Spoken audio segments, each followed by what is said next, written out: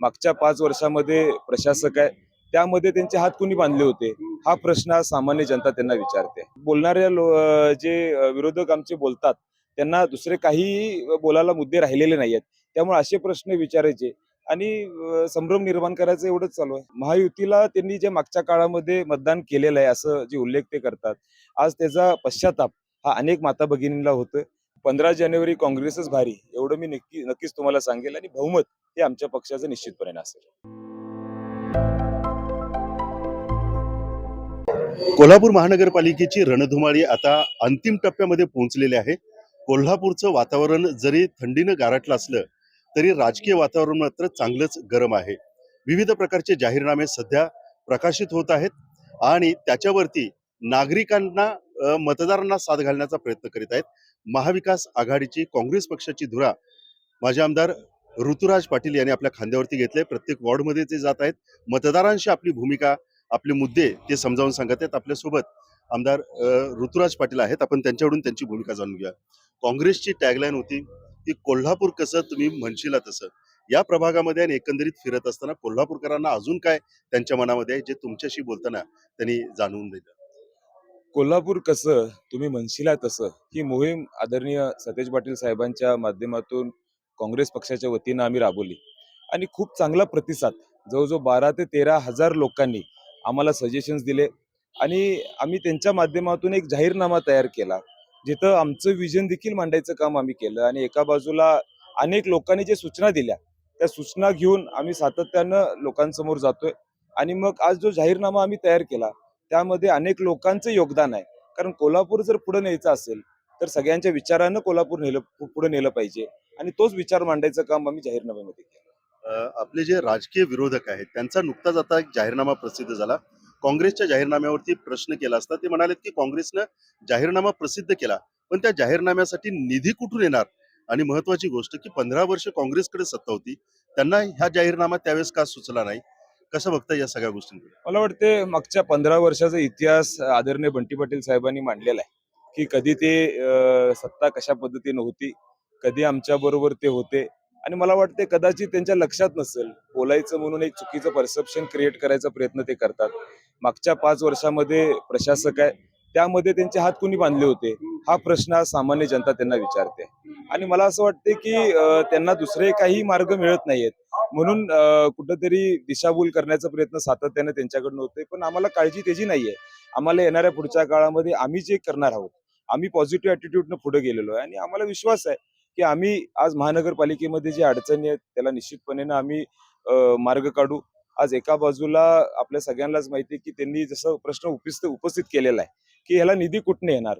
आता कितपत त्यांना अभ्यास आहे मला माहित नाही, पण आपल्याला निश्चितपणे लक्षात आहे की आज महानगरपालिकेचा स्वतःचं बजेट आहे आणि त्या बजेटच्या माध्यमातून सगळं नियोजन केलं जातं आणि आज अनेक गोष्टी आहेत जे महानगरपालिकेच्या माध्यमातून येते आणि जो निधीचा उल्लेख ते करतात. आज मुंबईमध्ये आपण जर विचार केला तर शिवसेना जेव्हा आमच्या बरोबर नव्हती तेव्हा त्यांची सत्ता होती, केंद्रात तेव्हा आमची काँग्रेस पक्षाची सत्ता होती, राज्यात होती, तेव्हा देखील त्या पक्षानं तिथं काम केलेलंच आहे.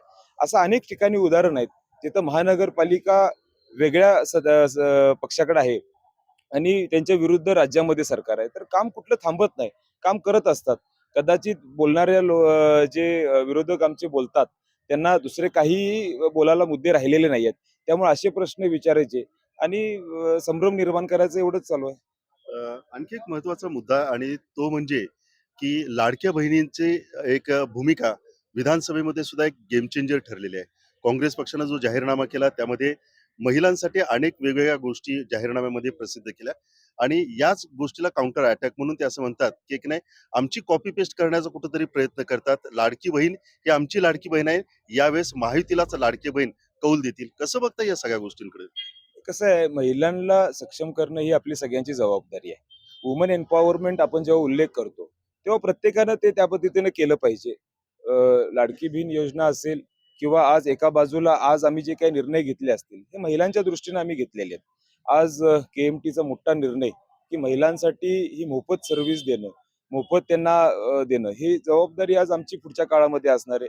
त्यामुळे मला विश्वास आहे की आज महिलांच्यासाठी जे काय आम्हाला चांगली भूमिका घेता येईल ती आम्ही घेण्याचा निर्णय घेतलेला आहे. आणि मला असं वाटते की महायुतीला त्यांनी जे मागच्या काळामध्ये मतदान केलेलं आहे असं जे उल्लेख ते करतात, आज त्याचा पश्चाताप हा अनेक माता भगिनींना होतोय.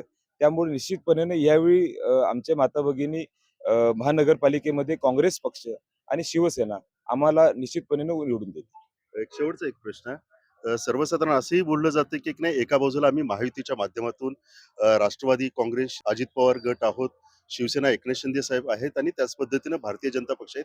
आम्ही सगळ्यांच्या विचार विनिमयानं या निवडणुकीला सामोरं जातोय. पण समोरच्या बाजूला बघितलं तर सतेज पाटील हे आपल्या एका हाती हा सगळा कार्यक्रम राबवण्याचा प्रयत्न करतायत.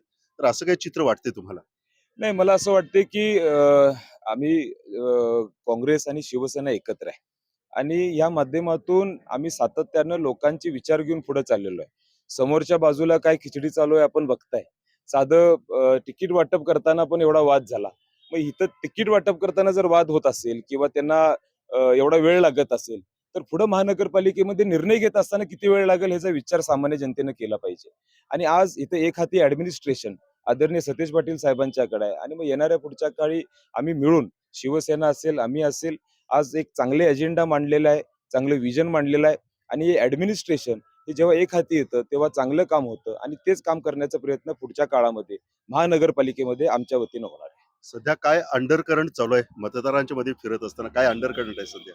मला असं वाटते अनेक ओपिनियन पोल तुम्ही बघितले तर तुमच्या लक्षात येईल की काँग्रेसच्या वतीनं लोकांचा कल आहे. अनेक ठिकाणी गेल्यानंतर लोक आम्हाला सांगतात की आज देशामध्ये किंवा राज्यामध्ये जे महायुतीच्या माध्यमातून अनेक चुकीचे निर्णय होत चाललेले आहेत, त्याचा एक त्रास हा लोकांना होत चाललेला आहे. आणि मला वाटते पहिली पायरी म्हणून ही महानगरपालिका मध्ये आमच्या हाती सत्ता देऊन आज लोक त्यामध्ये बदल घडवणार आहेत.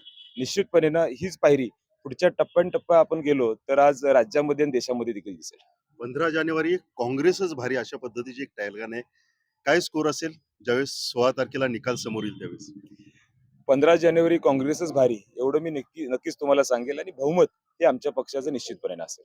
तर काँग्रेस पक्षाचे माजी आमदार ऋतुराज पाटील यांनी सांगितले की काँग्रेस पक्षाचं बहुमत असेल आणि जनतेचा विकास फक्त महाविकास आघाडीच करू शकते, हा विश्वास त्यांनी बोलून दाखवला. पण या सगळ्या प्रश्नांची उत्तरं 16 तारखेला ज्यावेळेस मतपेट्या उघडल्या जातील त्याच वेळेस कळून येणार आहे.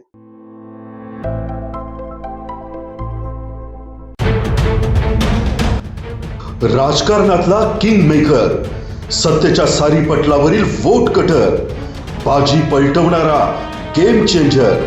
पण अखेर या महापालिकेत कोण ठरणार धुरंधर?